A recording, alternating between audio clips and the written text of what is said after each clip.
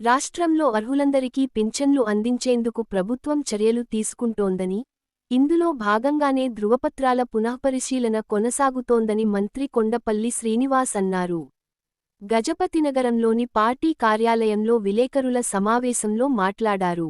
రాష్ట్ర వ్యాప్తంగా 8 లక్షల మంది వికలాంగుల పింఛను ధృవపత్రాల పరిశీలన కార్యక్రమం ప్రారంభమైందని, 5% వరకు అనర్హులు తేలే పరిస్థితి ఉందన్నారు. కొన్ని జిల్లాలో 15,000 రూపాయలు పెన్షన్లు తీసుకునే వ్యక్తులు ద్విచక్ర వాహనంపై వెళ్లడం వంటి అంశాలు.